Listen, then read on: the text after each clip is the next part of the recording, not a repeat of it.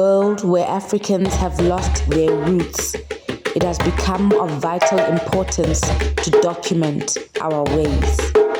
In an effort to reverse the brainwashing of the past, where we were made to believe our ways are demonic, we are pressed to create dignified and respectful platforms to unpack our spiritual ways. Moya light, Moya upright. Welcome back to the Moya channel. We appreciate you so much. We're growing so quickly. Thank you to all the subscribers. Thank you to everybody who's donating. We appreciate you. Remember that the Moya hikes every first and last Sunday of the month are happening. Please do share this content, guys. We do want to grow as a community, but just saying that we appreciate you. We see you, Moya rights. So today, very smart man. You guys have been asking for him. So, you ask, I give. I've got Dr Zulumathabo Zulu with us today. You know it's going to be an intelligent conversation. Get your coffee, get your smoke. Let us unpack. Good morning, good afternoon, good evening, Doctor. Good morning, Makosi Amahle, Makosi Amakulu. We are really greatly honored and humbled to be invited to your studio. Is highly appreciated, and we also give greetings to your audience and endless love to the audience. It's always a great privilege. I mean, even your energy has filled up the space. Thank you. Please don't undermine the work that you're doing with us. All these podcasts you keep going to, the young African child is actually following, and they're learning, and they're being enlightened, and they are so happy. I wish you knew. If you just follow the comments, you are loved, and thank you for the great knowledge. Before we started, you said that you grew up on the fields. Yes, in the Eastern Free State, exactly. So my father is Zulu. They come from Ematadini, Newcastle. Mm-hmm. And then my mother is Musutu. They come from the Free State. So maybe I should say a very important caveat. I actually have two mothers. So I have a biological mother and I have an adoptive mother. They all belong to the same family. So my biological mother is Mathabo Okay. Yes. Singamahlubi. Mtimkhulu. Yes. Mashwabada washwabadela inkomo nempondo zayo. Makhosi. And then, so she came to Johannesburg as a young girl. Along with my father, they were searching for gold. They never found gold, but they found me. So I became the gold. So, so they got stuck with me, So maybe I'm not a bad gold after all. So anyways, and then that's my first mother. And then I have my adoptive mother. Because what happens to my biological mother is that she got harassed by the apartheid government. She was really brutalized. She was even jailed, and as a result, we got separated that way. And then my great adoptive mother, Madisebo Muloi, then she took care of me. You see, and we say thanks to the great Maneheng. Maneheng is a very important ancestral figure in my life. Ukoko, So. Anyways, and then when I was around, I think, 12 years old, Madisebo passed on. So she died when I was very young. And then I was then taken to the Free State to grow up there. And of course, Maneheng, she's the one who ensured that I went to the Free State. So when I arrived in the Free State, then of course it was a completely different life, meaning there are no shops, there's no paper, there's no plastic. It's all cows, goats, turkeys, inkuku, amadada, large bodies of water. The place is called Matamong. And Matamong means exactly that. It means, Ematemini. Exactly. Yeah. Imagine. Exactly.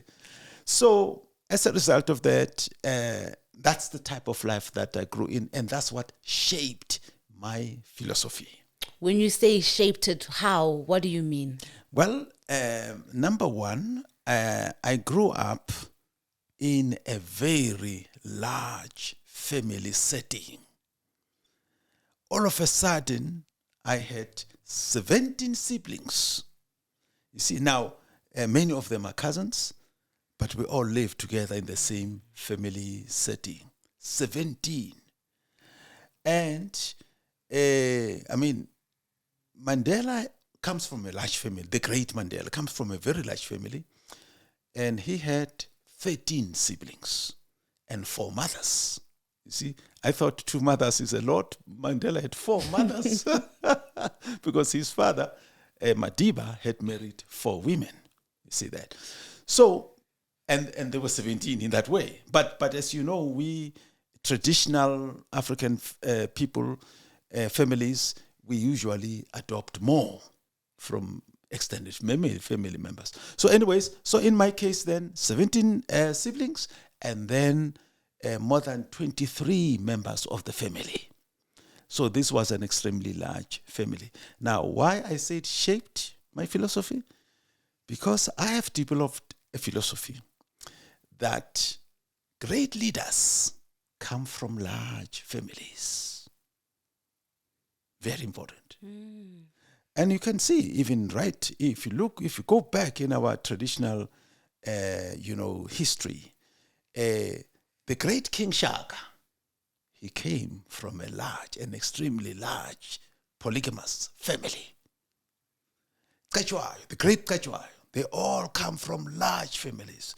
In modern day history, the greatest leader that we have ever had in the land of Azania, South Africa, is Holy Nelson Mandela, who comes from a large family, as we already mentioned. Why do you say that? Why do you think that a leader has to come from a large family? What dynamics are in there that would make one a good leader? Okay, so a large family provides this cardinality. So cardinality is a term I use. Cardinality is actually a mathematical concept that has to do with plurality, right? But cardinality is a more sophisticated form of plurality. Let's just make a simple example, a trivial case. So let's say I've got, 3 sets. So let's call it set A, set B, and set C. So let's say in set A, I put 1 element. So I put number 1 as an element of set A. So if you ask the question, say, okay, how many elements are there? It's only 1. Okay. And then we got to set B. Let's say in set B, I put 2 elements. I put 1 and 2. And if you ask the question, how many elements are in set B? The answer will say 2. What are those elements? It is 1 and 2. Okay. Then we go to set B. So set C. Mm-hmm. I put 3 elements in set C. I put 1, I put 2, and then I put 2. So I've put 3 elements there. 1, 2, 2. Now, if I ask the question, I say, how many elements are in set C? It will say 2. It won't say 3. Because according to the principles of cardinality, duplicates are not allowed. You see that? So you've got that extra sophistication. Now, coming back to the example of a large family. So a large family gives you that breadth in terms of interaction experience. Because now you've got, like in the case of Mandela, for example, so you've got, let's say, he had 13 siblings. So that's a lot of people to interact with. And then, in addition to that, he's got 4 mothers.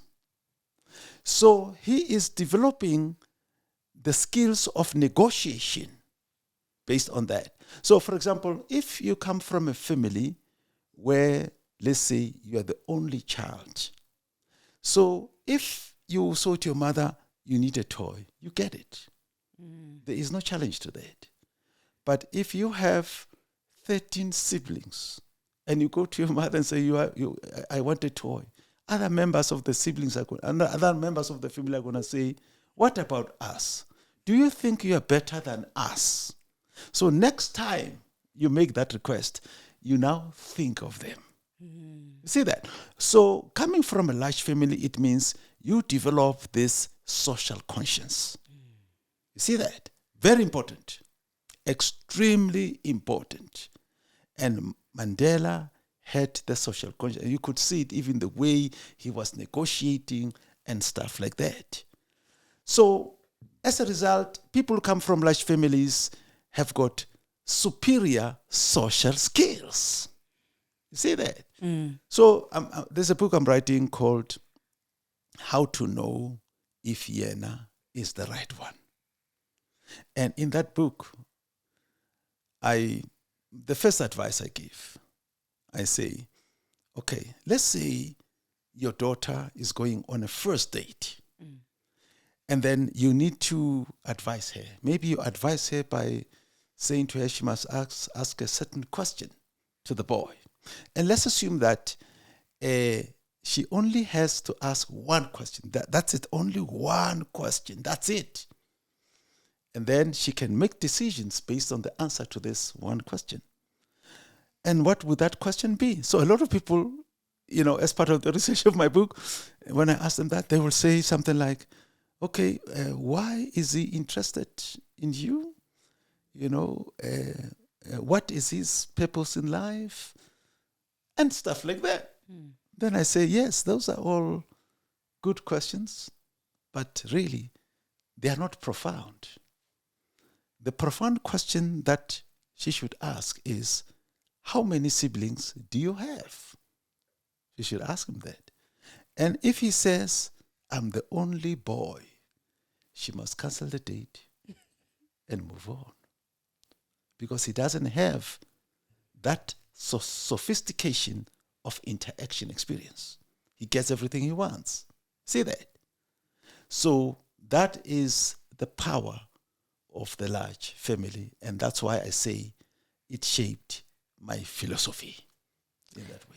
And speaking of family and the context of family in the African sense, what is family to us? What's the importance of family? How do we relate? I mean, even now when you were saying 4 wives and, just can you unpack all of the family dynamics? Of course. So first, let's start off with give a bit of a historical account of how the black family developed. So when you go back in time, let's say more than 10,000 years ago, in Europe, it was the Ice Age, around that time. So on the African continent, there was sunshine and people were doing mathematics. An example of that, there is something called Ishango bone. This is a discovery that was made in 1950 by a Belgian scientist. And this discovery took place in the country of Congo. And they discovered a mathematical artifact which they call Ishango, which has got prime numbers. And that is the first evidence that the Africans were performing mathematics when Europe was the Ice Age. Okay. Now, around that time, there were actually 2 traditions or 2 societies. There was the agrarian society, the agrarian tradition, and then there was a pastoralist society, a pastoralist tradition. So the agrarians were actually women, was a matrilineal society, right? This is a society that owned land, that controlled food production.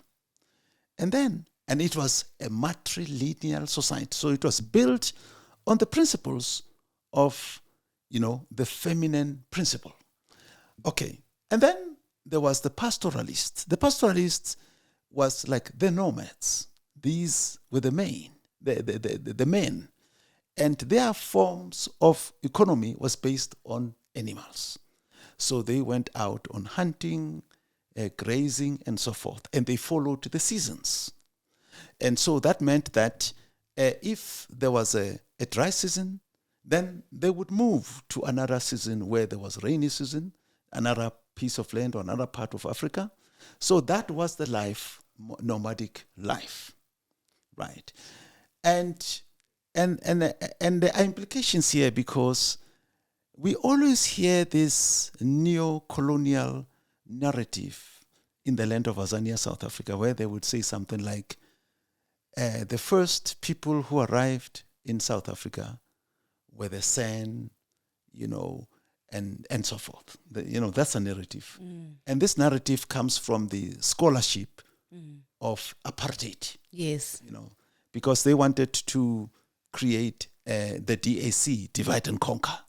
You see, so they wanted to separate, the Africans to say, you are Xhosa, you are San, you are Khoi and stuff like that. In fact, the word Khoisan does not exist. It's not a real word. The word Khoisan was invented by a German white guy who wanted to promote the concept of divide and conquer. His name was Schulz. Actually, he's even Jewish. That's amazing. So he was a Jewish racist who wanted to promote this doctrine of, white supremacy. Anyways, okay, but not to veer off the point, let me go back now about these two traditions, the agrarians and the pastoralists. Now, the reason I'm making this point in South Africa is because I wanted to show that there were two types of people who arrived in South Africa. There are those who came and settled, like the San, for example. But there are those who were nomads. So they came and settled, but once the seasons changed, because South Africa can get cold, they would migrate. Migrate to Zimbabwe, migrate to Mozambique, migrate to Congo. They would not be here, along with their livestock. And then, when the seasons again were favorable, they would migrate back here. You see that? So the apartheid scholarship of anthropology does not take that into account. You see that? And that's what, of course, we need to change. But anyways, so when we talk about the first people in South Africa, we are talking about all the Africans. We must include the nomads also, the nomadic society, the pastoralists. Very important. You see, that would give us the holistic history. Okay, but coming back on the aspect of the family origins. So you have the agrarian society, and then you have this pastoralist society.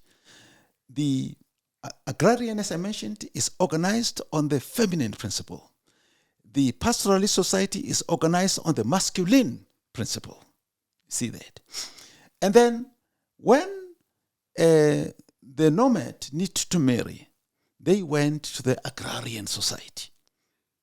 So when they came to the agrarian society, then they would enter into negotiations about makoti. So now the agrarian was considered to be as a superior economic producer because they were controlling food production, so they were producers. So as a result of that, if you take makoti from there, that would constitute an economic loss. So they had to get a village mathematician who would then calculate the productive years of this economic producer. And then from there, they would say, okay, to compensate for this, we need so many cows. And that's how Lobola was born. You see that? So that's where the concept of... So it's about taking the wealth away from a family. Exactly. Exactly. You see, it's what in Canada, where I spend most of my life, they have this concept of severance pay. So if, I'm going to leave a company or there's an acquisition or something like that, they've got something called severance pay, like a package, So this lobola was something like that, like severance, because she's being separated from this village, and she's a food producer. So you are really creating an economic loss here. You see? Exactly, yes. So what about all those stories we used to hear? Good to know lobolas about joining two families. It's about... Oh yes. No, it is about that. So meaning it has got two aspects to it. It has got the economic aspect, but it also has the spiritual aspect. But you see, marriage in the African society is a spiritual event. Yeah. Right? Because the cow, the Basotho refer to a cow as a god. They call it Modimo wanko emetsi. You see? So unkulunkulu wempumulo emanzi, if I'm translating it. You see, that's essentially the translation. Because amanzi lapha empumulweni yelokhuza yenkomo is a sign of health. If impumulo ziba dry, then iyagula lenkulu nizofa. You see that? Okay. So then the cow is venerated as a god, as sacred. So you can then say that the Basotho are like Hindus, because Hindus venerate a cow. The only difference between the Hindus and the Basothos is that the Hindus are vegetarians. They don't eat the meat, right? Because for them, they cannot eat the god. You see that? And as a result, Hindus are great vegetarian chefs. Now Basotho, they don't eat meat like in a sense of a butchery. They don't have that concept, because this cow is a god. The only time that they will eat a goat or slaughter a cow is for the gods, when they're offering it as the gods. You see that? And then the first meat goes to the gods, emsamo. And then amadlozi, izinyanya, amatongo will then say, okay, now you can eat what remains. That's how they eat the meat. That's why in Matamu, where I grew up, they did not slaughter a cow or a goat or a sheep for food. No, they did not do that. What they would do, they would eat vegetables. Like, their protein would come from hwayane. Hwayane is mushroom, for example. Dinawa, which means legumes, and even algae. Today algae, we are in a form of spirulina. Spirulina is algae. Oh. Yes, spirulina is algae, and it's very high in protein, for example. Okay. Exactly. You see, and you also have some of these things in the ocean as well, like seaweed, and stuff like that. So those would be their source of protein, and also plants. Like, for example, cassava. We have a word, itombolo. A lot of people don't know that the word dombolo is from a plant. What we call cassava, umdombolo. You see? And it's interesting because if you look at the color of cassava, it looks exactly like dombolo. Yeah. Yeah. Exactly.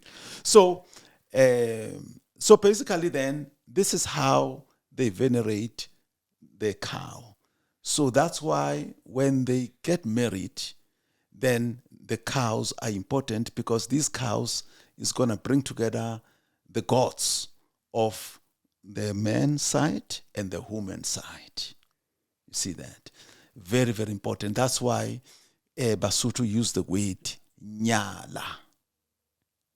So nya is the spirit. The word nya, the spirit of nya, is also known as na. And here is an example. Nama in Sesotho, right? You know that word now, which means meat, right? Yes. In Zulu, nyama, which means the same thing, meat. The Zulu side, the Nguni side, they use the nya. Yeah. The Zulu side, they use the na. They use them interchangeably. When they marry, ria nyala. So nya is the spirit, is one of the gods. There are actually 8 gods, right? A topic for another time, but there are 8 gods. So one of the gods is nya.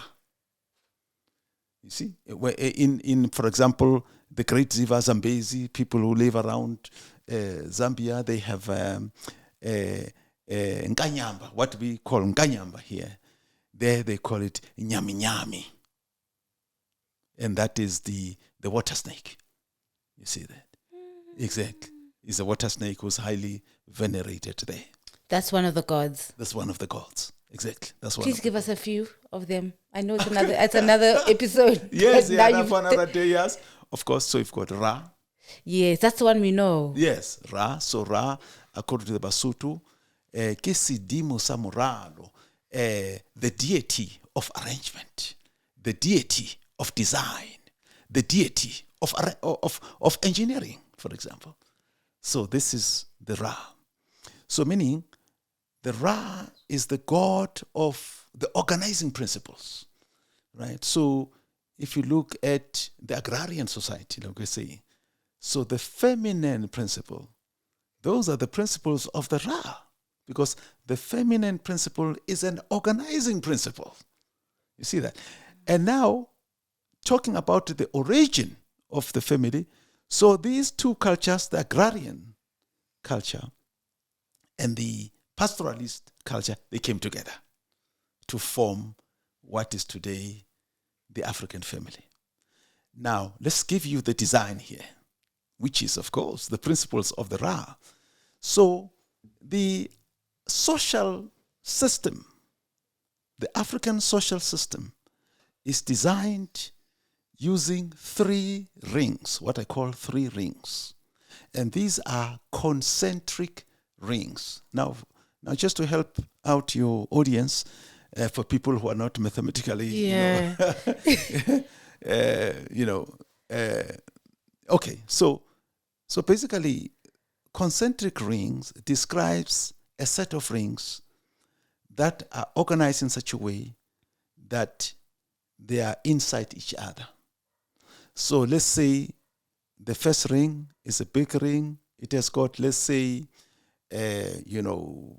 let's say 6 diameter, for example. Okay. And then, 6 meter diameter. Yes. So it's a big ring. Yes.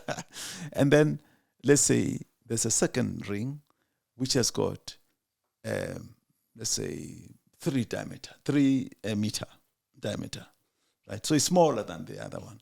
So then you put it inside the 6 meter diameter ring. And then you come up with another ring.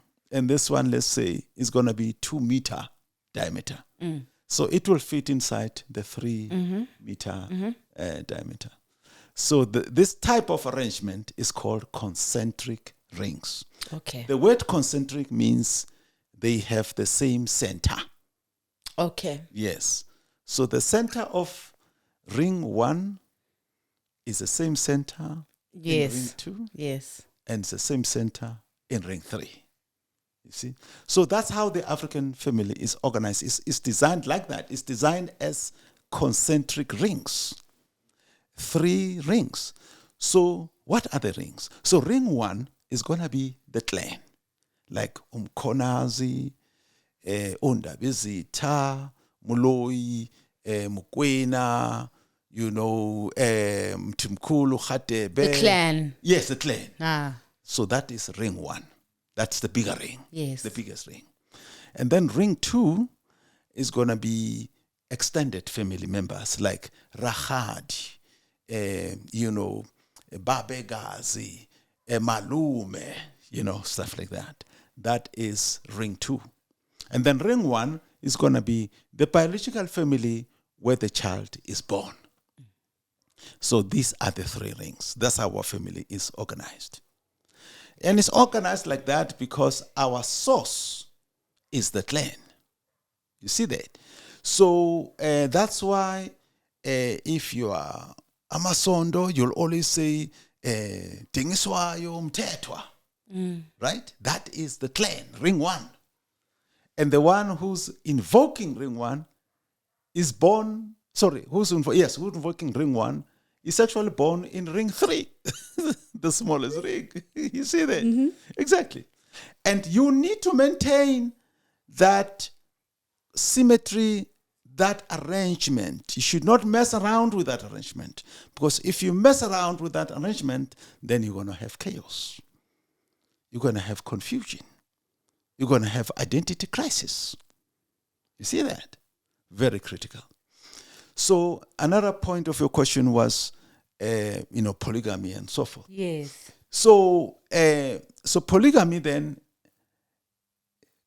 comes from cosmology. And I'm going to make a contrast between the Western society and the African society, because I lived most of my life in a Eurocentric society in Canada, in the Arctic country of Canada, the North Pole, extremely cold country. Just to give you an idea how cold it is, you see your deep freeze in order to get those ice blocks. You need about minus 10 degrees Celsius. They will produce those rock hard ice blocks. But in Canada, Ottawa, the great city of Ottawa, where I spent more than 20 years, it can be minus 20 degrees, minus 30 degrees, minus 40, minus 50. Nothing keeps you warm at that temperature. So that's how cold it is. Now, the cold has to do with the social design. Because when you go back, you find that Europeans originate in the North Pole. And the North Pole is an extremely cold place. So in order for them to survive, right, they didn't have, let's say, access to plants. Like, for example, vegetarian stuff like that. Trees don't grow on the North Pole. Even plants that grow, they only grow for a few weeks. And then from there, they disappear. They're no more. So you don't really have plants, vegetables, fruits have to be transported into that region. So now, in terms of the origin of the family system in that society, so basically they lived in caves during the Ice Age, and they hunted bisons, those big animals and stuff like that. And the people who were successful in these things were males. You see, they were the hunters, with their upper body strength. And then they brought the food, the meat, to the cave. And then, because, so in that system, the men controlled food production. You see that? A contrast to the African society where the women controlled food production as the agrarians. So now, because the men control food production, that meant that it is the men who established the rules in terms of what to eat and what not to eat, the rituals and stuff like that. And that developed a patriarchal system of social society. Contrast that with the African society, where you have a matrilineal society. You can even tell on the language, linguistic evidence. When I speak in the English language, let's say I'm speaking to a woman and I'm constructing a reported speech sentence. I will say something like, I spoke to her, and the her is a pronoun that specifies the gender. Yes. You see that? And is part of the design of the language. Is the same in other European languages. So I happen to speak Spanish. I could say something like, yo hablo ella con ella. So that means ella is the her. So I was speaking to her. You see, stuff like that.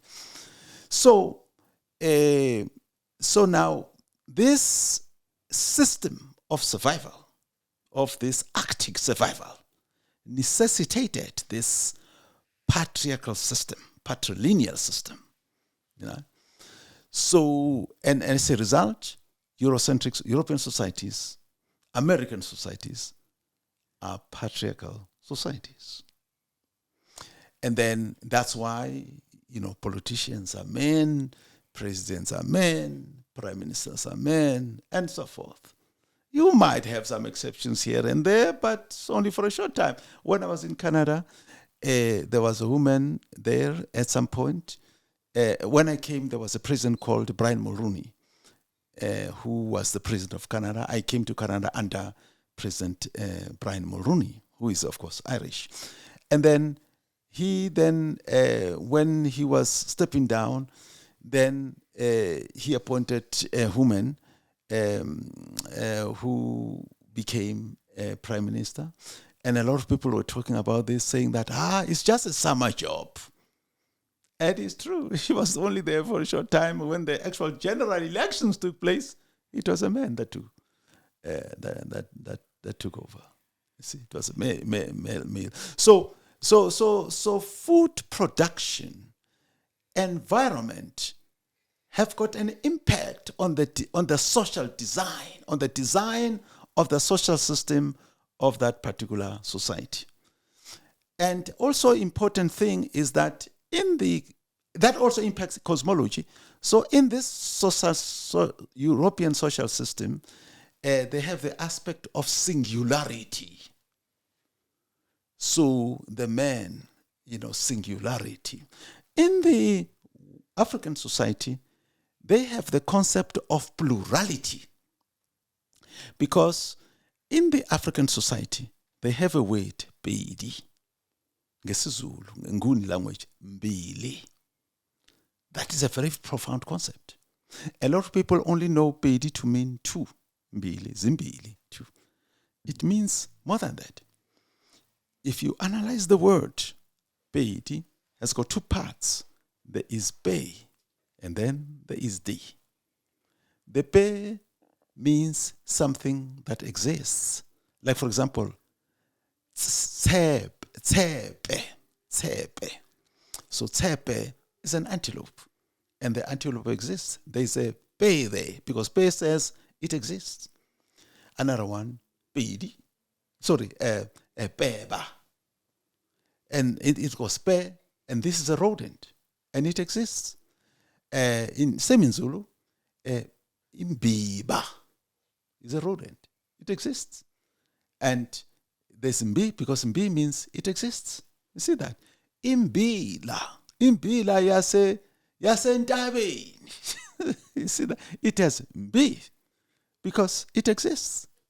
You see that? Even this vegetable, corn, they call it, Amazulu, they call it umbila. They put Mbi because it is named after this animal, Imbila. See that? Okay. So now, this Pedi principle, this Mbili principle, is the principle of cosmology, is saying that in order for existence to materialize, in order for existence to thrive, in order to enhance the survival experience, it requires a minimum of two inputs, namely the feminine input and the masculine input, the principle of chaos and the principle of order. Extremely important. There is no existence without that. Now, some people may be a bit confused when I talk about chaos, right? That, what is he talking about? So let's make an example about if you want to hold a glass with your hand.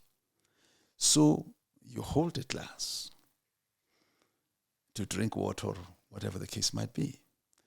Now, if you look at the arrangement of your hand, you're going to find that there are 4 fingers on the one side of the glass, and there is a thumb, 1 finger, on the other side. And if you look at that arrangement, these 2 sides, they are pushing against each other. Yes. In an oppositional arrangement. They are opposing each other, actually. You see, and that opposition is the principle of chaos. See that? Yes, it's a principle of chaos. You need it. You need it. Oh my gosh. Marcos, you need it. Resistance to hold things together. Resistance to hold things together. Oh. You need it. So chaos in this case, the Basotho, they use the word fere. So fere means exactly that. It means the principle of chaos. And it's interesting, when you analyze that word fere, there is fe, and then there is re. So fe means dissemination. You see, that's what fe means, fa, dissemination. Like example, ho fa, right? That means ukudinga umuntu something. Ho fa. Yabo? Pa. Oh, pa, exactly. Yeah. So that means dissemination. And then, or propagation. And then, the Ra means Ra, the god of arrangement. So that name, that word fair is telling us that chaos is part of arrangement. Oh my God. Marcos. You're talking about duality. Well, you know, yes, I hear the word duality. I know it's a popular word. Yes. Right? But it's not, I don't like to use the word. Okay. Because the word duality in philosophy, in Western philosophy, is used to mean dichotomy. Right? Things that... Opposites. Yeah, that don't even belong together or that don't even work together. Like, you know, the person who really talked a lot about this concept of duality, dualism, was the French philosopher Descartes. Okay. And his formula for his expression, I think, therefore I am. You see, where he talked about the objective reality, which is a reality out there, and then the mind, which is subjective. He's the one who came with the concept of subjective and reality. You see that? So that's why I don't really like to use the word duality. The word I prefer to use is duology. Okay. Duology. Uh-huh. So duology basically means the study of two. Uh-huh. Exactly. Peidi. The investigation. Peidi. Exactly. Peidi. Exactly. Mbili. Exactly. Yeah. So that's what it is. So that would be good. Bad has to exist for good. Yes. Darkness has to exist for light. Exactly. The heat and the cold. Yes. So you can't have one without the other. You can't have one without the other. That's just life. That is how it's organized. Does that then mean that, and I always ask this, that there's evil people in the world then? If there's good people in the world, does that mean that equally we're walking amongst evil people also? Or are we, as an individual entity, both? Well, that's an interesting concept, the concept of evil. That would also include other concepts like sin, what they call Christians. Yes, they call sin. yes.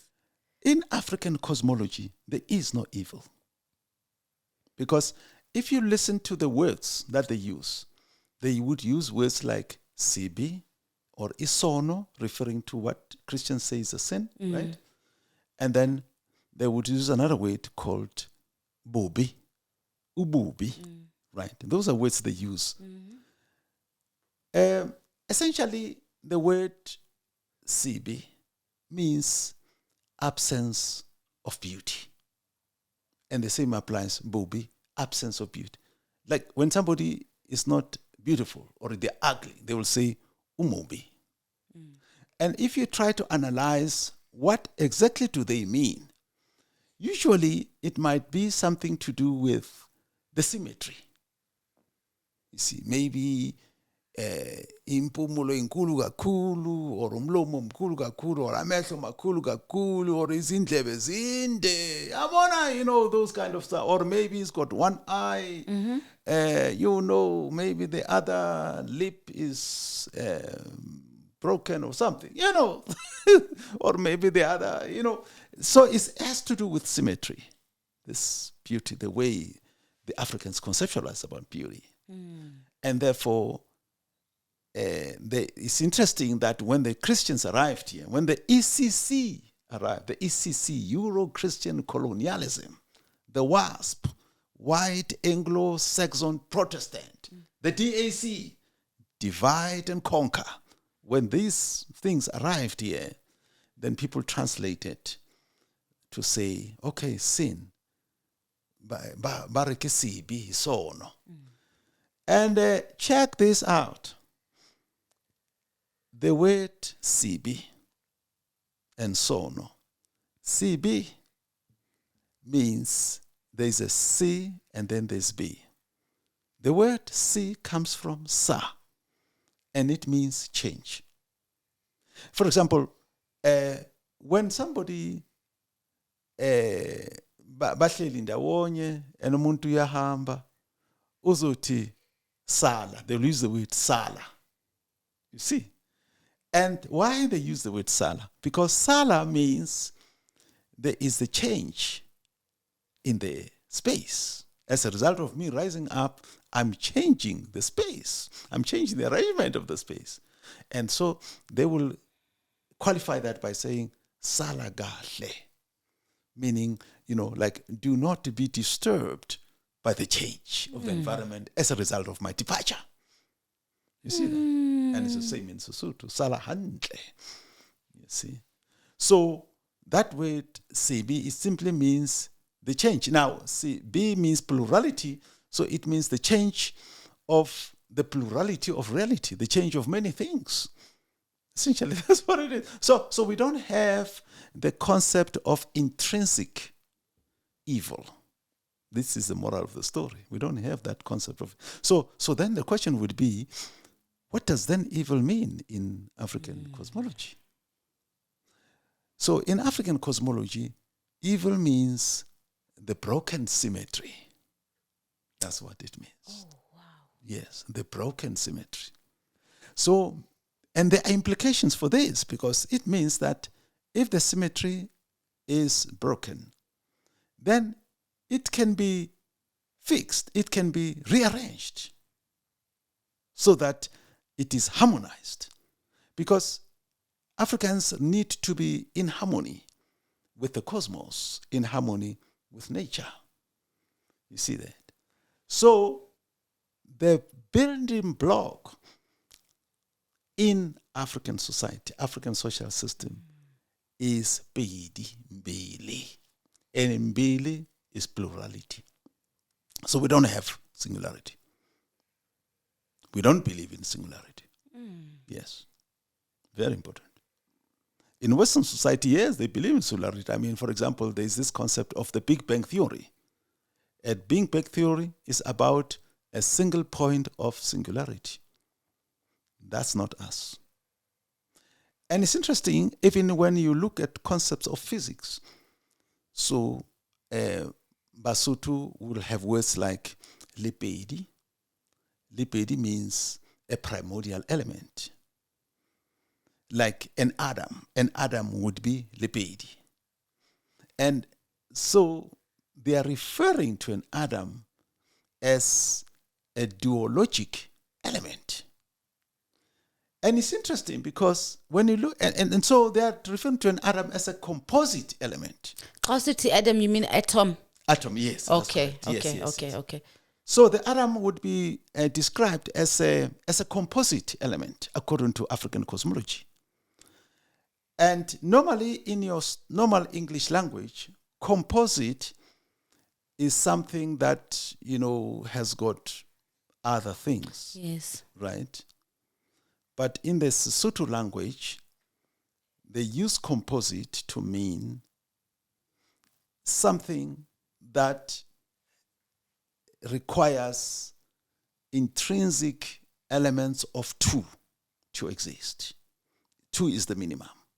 So if you look at an atom, it requires 2 iotas, namely the electron and the proton. In fact, the atom does not even need a neutron to exist. That's a very important point. You see? It does not need a neutron to exist. An example of such an atom is going to be a hydrogen, which Basotho called ligate. A hydrogen exists without a neutron. It doesn't have a neutron. It exists. The water you drink has got 2 hydrogens and 1 oxygen. Those hydrogens don't have a neutron. And if there was a... Why do you say that? Do all the other elements have neutrons?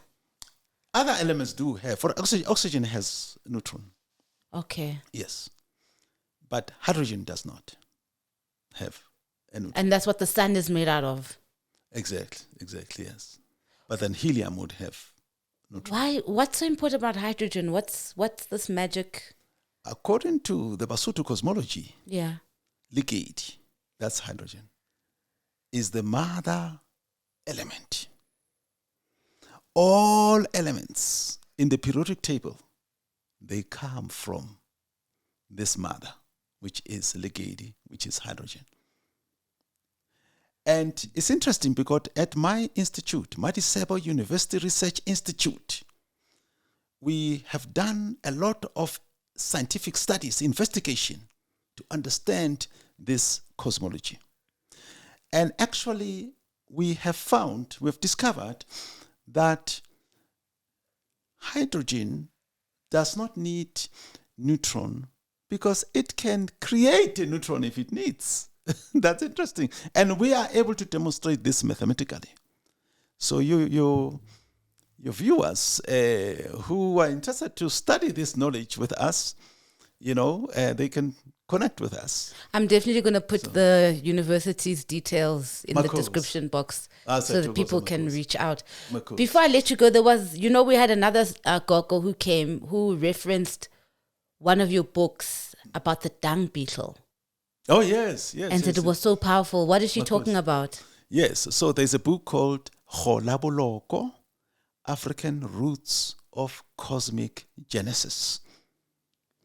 And it talks about the beetle. The beetle is a powerful story because even the great Okhatebe, my mother's side, Mabas itakazalo zabo zithi Bongani, Mtimkulu, So Bongani is a beetle. See that? And mabakhuluma bathi uNkulunkulu mkhulu. Bathi Bongani mkhulu. NoNkulunkulu mkhulu.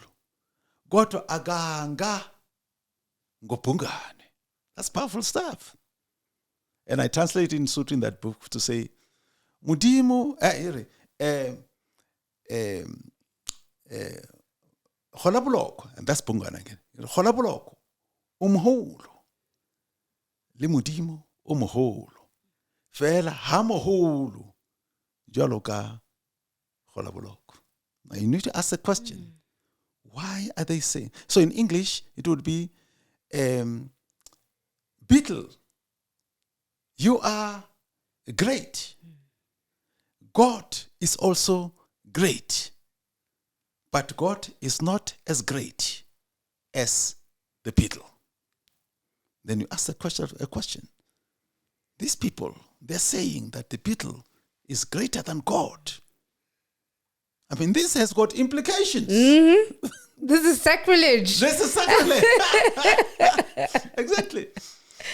So basically, if you go back to the ancient manuscripts of ancient Kemet, what is known as ancient Egypt, you're going to find that the great god Ra emerges from the primordial waters of Noon.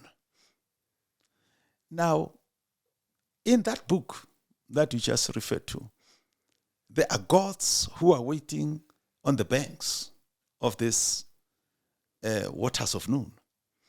And these gods, they are talking to the beetle. And they say to the beetle, come out of the waters and bear up this god. And that god is the Ra. So they're saying, the great beetle, come out of the waters and carry this god. And it is the beetle that teaches the Ra how to be the sun god. Oh. You see? How to roll the disc, the sun disc. You see that? And that's why when you look in ancient cosmology of Egypt, they always have the amulets of beetles. So that's very important. Amako. Okay, well, I think that we've summed up quite a bit. I hope you're going to come and visit us again next time as we unpack more cosmology stuff. I just wanted to understand the family. We didn't even get to polygamy, because that's going to be, I really want to unpack, maybe I should get a female guest to unpack the roles and why, and because a lot of westernization has made us feel like isintu is something dirty and polygamy is bad. But the older you get, you realize that it actually makes a lot of sense. Yes. So yes. And it corresponds with the cosmology principles to say, Beidi is the building block. Thank you. Thank you, Dr. Zulu. Moya writes, there you have it. It's always such a pleasure to bring you the best learning experiences. Please hashtag Moya, like, subscribe, share, and invite more people into the community. Thank you so much for all your support. We see you and see you again next time. Who are you when all you were has been diluted by lies and white lines cancelling out all that which has been written of your history? Why do you look at yourself as a mystery?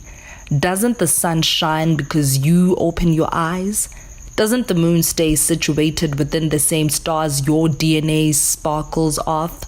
Your spirit knows that surely corner into e off. Buza umoya so you may return to being well off. Because spiritually you are rich, yet your ancestors cry because you are out of reach.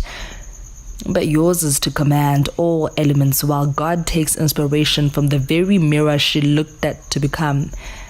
Remember who you are and never finish just when they think that with you they are done.